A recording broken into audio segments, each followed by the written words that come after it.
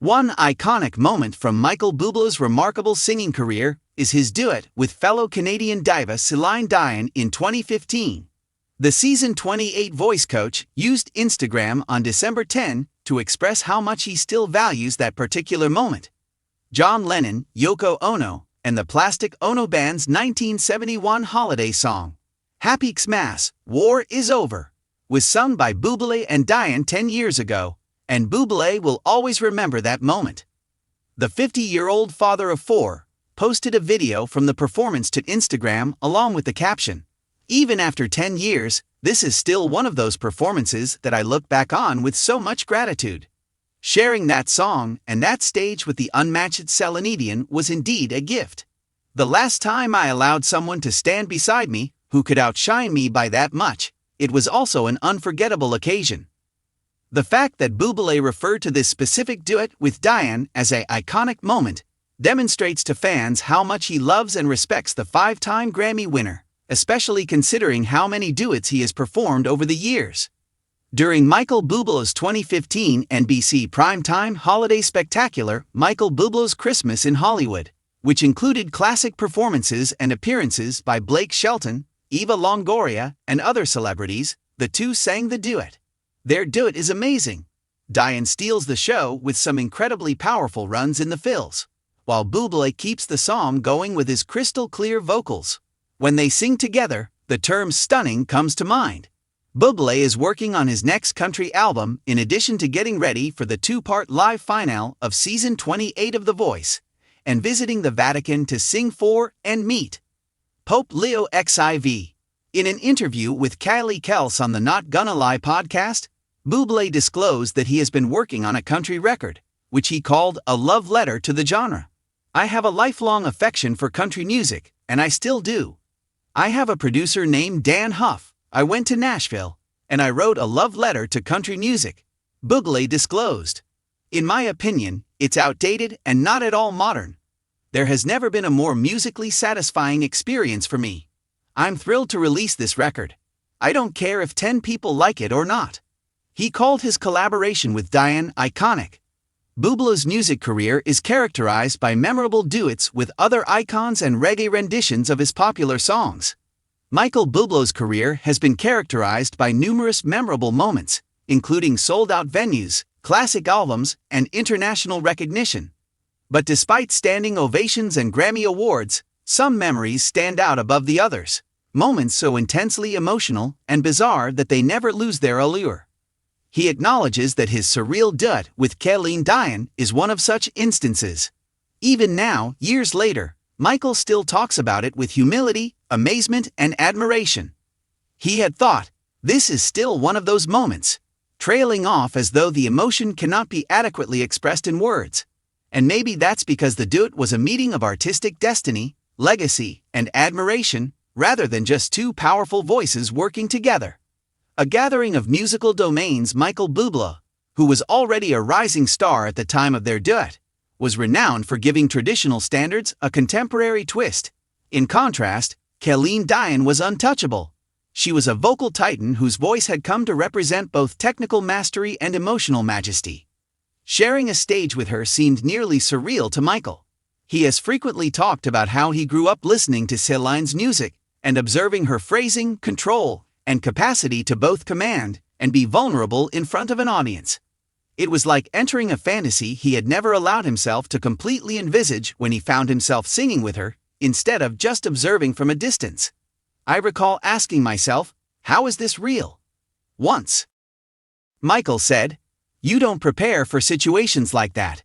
The significance of admiration, the respect Michael put into the duet, was what gave it particular significance for him. This has nothing to do with showing off vocal prowess or vanity. It was about paying tribute to someone who had influenced music long before he came. He remembers how both frightening and reassuring Celine's presence was. Her reputation and sheer talent make her intimidating. Her generosity as an artist is comforting. Michael has observed, she didn't make it about herself. The music was what she made it about. Because of such generosity, he was able to unwind, to stop worrying about meeting expectations, and to just be there. A voice that transforms the space. According to Michael, He was completely taken aback when he first heard Colleen perform live during rehearsals. Her voice filled the room with an almost tangible presence, even in the absence of an audience and the pressure of performing. He has stated, "Some voices change the room, and then there are voices that sound good. Hers transforms the space. It took a new type of hearing, one based on trust, sensitivity, and restraint, to sing next to her." Michael realized that this had nothing to do with matching or competing with her strength. The goal was to allow the song breathe, merge, and provide support. The duet's magic, the outcome felt effortless when the duet ultimately took place. Their voices blended together in a way that seemed almost predetermined. The combination of Colleen's soaring emotional clarity and Michael's warmth and timeless voice struck a chord with viewers. The performance was called dreamy, timeless, and goosebump-inducing by the audience. For Michael, however, the pleasure lay in the way it felt as much as it did in the sound. "I was totally there," he thought. "The following note wasn't on my mind. The audience wasn't on my mind. I just stood there, inhaling, singing, and listening." For any performer, particularly one who performs on such a large platform, those moments are uncommon. A confidence and humility lesson. In hindsight, Michael saw the duet as a lesson rather than just a highlight. He learned about humility-based confidence from singing alongside Colleen Diane.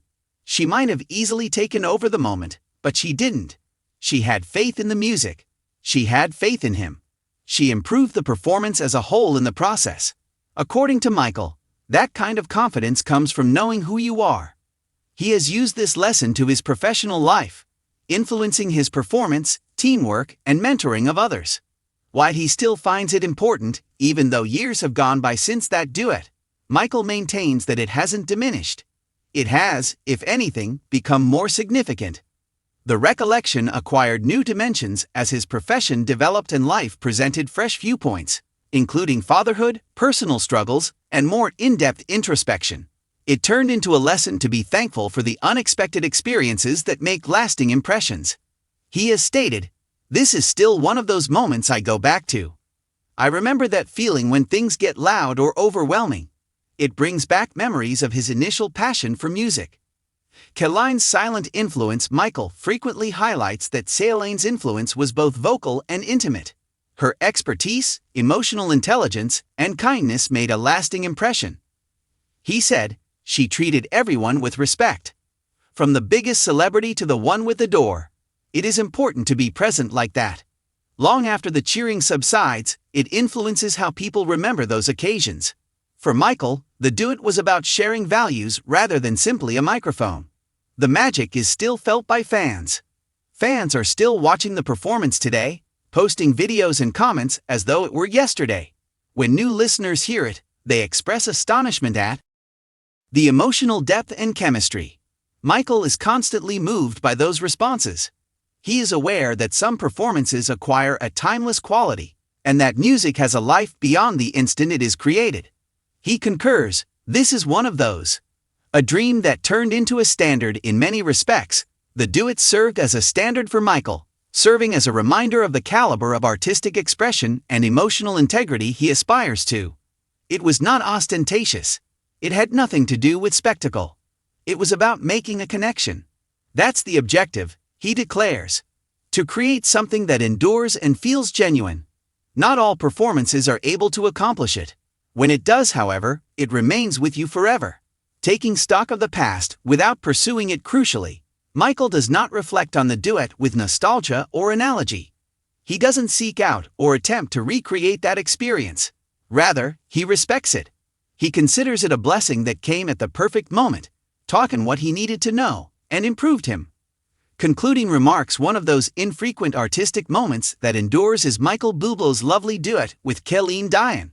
For him, it remains one of those moments that serves as a reminder of the importance of music, the value of teamwork, and the fact that heart and humility will always triumph over publicity.